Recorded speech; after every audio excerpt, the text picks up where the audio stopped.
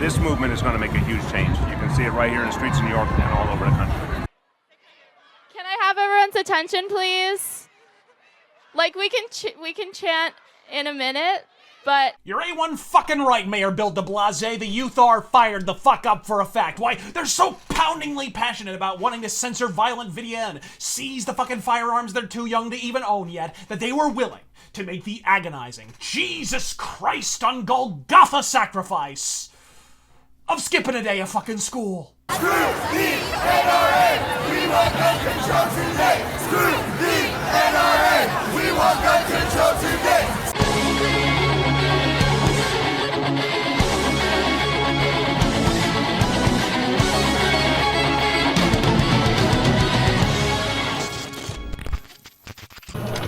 There's a hard fucking sell. Why don't you ask Ron Jeremy if he wants a bonbon and a BJ while you're at it? You want a real walkout day there, Glanderson pooper? March onto that midway, camera and your cock take digits, and ask any of them, any fucking one of them, if they actually want you to censor their violent video games outright. Be sure to use the wide lens as they vanish into the fucking distance. When did we as a nation go from pioneers and pistoleros to a country of pearl-clutching, Twitter-humping Helen Lovejoys, to a nation of shrieking pseudo-Sarkeesians unceasingly convinced of our own moral efficacy, even as we regurgitate centuries-old arguments long since consigned to the butt-wipe bin? Here's a thought, Mary Spitehouse. Maybe instead of appointing the government to parent the Pan-American landmass, you could try, I don't know, parenting your own fucking kids. In case you weren't clued the fuck in by the hails of high school bullet spray, they could use it about now. And it's not merely the fucking fruitcakes on CNN hoisting this horse shit on the American people. Professional wrestling manager Jim Cornette recently waddled his fat ass into the fray.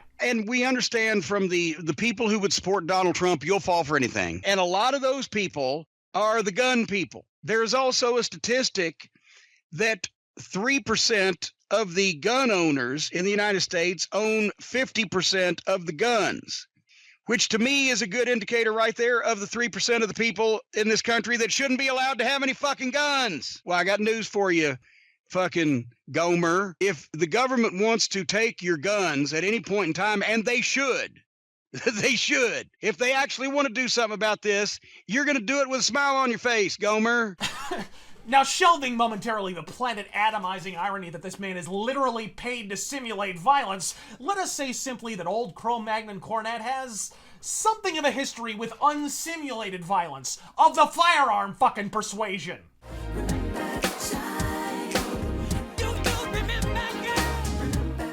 And that's where I had to say, look, motherfucker, you need to know this now. Don't say fuck you to her in front of me, because I won't fight you, I will shoot you. And I don't care how tough he is, he ain't gonna nip up after a fucking gunshot to the fucking head. You'd think a man with that flat a skull would be more level-headed. Listening to the frantic bleatings of the self-appointed peace police, you'd think violent video games are the first time we fucking encountered this phenomenon. Like we were all skipping through Candyland, gulping down gumdrops on the corner of 5th and fucking Lollipop Lane, until that jackass John Romero came along, animated a demon taking buckshot to the balls, and catapulted us all into a Mad Max film. As if since the dawn of man, everything from Paleolithic pigeon shit renderings on the Sistine fucking cave wall to a glorified bloodbath called the Bible hadn't been steeped in blood and brain matter. For a gaggle of armchair intellectuals, would it kill you black turtleneck wearing wang shafts to crack a fucking book on occasion? Because when you do, I think you'll find from Baroque battle scenes to Edwardian daguerreotypes, every generation has invented new and exciting ways to watch strangers murder the shit out of each other, with ever-increasing realism and interactivity, might I add. And while the theories for this phenomenon are ubiquitous, allow me to float the radical theory that it may, just possibly, have something to do with the fact that murder, much like the deranged dipshits that carry it out, continues to fucking exist. I mean, sure, it starts with War Inspector parting his pimply ass cheeks for a violent video games panel in the Senate, but where does it end? Anyone above the age of a zygote remembers when identical arguments were employed to address the scourge of Tiny Toons and Tom and fucking Jerry. The fuck did you think Itchy and Scratchy was a satire of? The Simpsons used to do parody back before they became one. Then, as now, this is all predicated on one thing and one thing only: emotion. preferably of the reflexive persuasion. They want the entire nation, elderly, infantile, and adolescent alike, in full-on fight or fucking flight mode. But as anyone with anxiety disorder will tell you, perpetual fight or flight is no way to fucking live. The hypothalamus is a mass of goddamn gray matter, folks. It is not your lord and master. Point being, it's not the persuasive capacity of emotionally manipulative arguments that matter, but the quality of the actual ideas they impart. In this case, the profoundly fucking shit idea that witnessing violence causes violence. If that was the case, why did the men and women of World War II, who not only witnessed but participated in atrocities on a scale and scope the human brain can barely fucking process, then return from far-flung fucking horrors and establish one of the most prolonged periods of peace and prosperity on human record? So stone-cold fucking boring was the aftermath, in fact, that their spoiled as fuck bitchy-ass boomer babies got shit-hammered one weekend and almost on a lark fucked it up all over again. We call that slice of bucolic bliss the 1960s. Do video games cause violent psychosis? Let's put it this way. I whiled away my K-12 existence, Duke Nukem my postnatal ass through every early FPS on planet Earth, severing sub-zero spinal columns aplenty before I could fucking shave. But me? As a kid?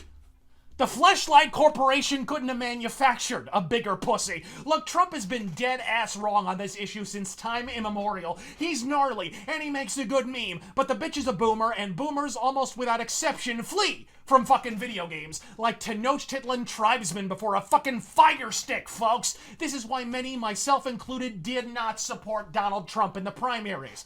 That said, if there's one fortuitous fact about Trump, it's that whatever else you want to say about the man, he is no ideologue. He's a big money businessman who finds everything else either a utilitarian prop in order to achieve a greater goal or a decuman distraction. From Syria to waffling on the wall and, of course, the recent DACA dipshittery, the record plainly shows that if the bass piss in his ear long and hard enough, he tends to take fucking heed. So by all means, drop that fly and let her fucking rip. Bowl him over like a Turkish water hose. In the meantime, motherfucker, maybe stop appointing the Nintendo Corporation the arbiter of your bouncing baby shithead's emotional well-being.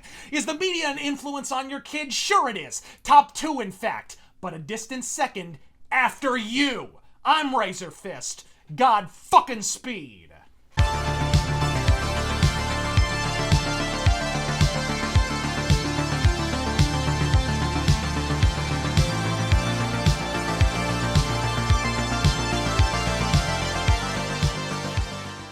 What about the old American social custom of self-defense? If the police don't defend us, maybe we ought to do it ourselves. What do you call people who, when they're faced with a condition of fear, do nothing about it? They just run and hide. Civilized? No.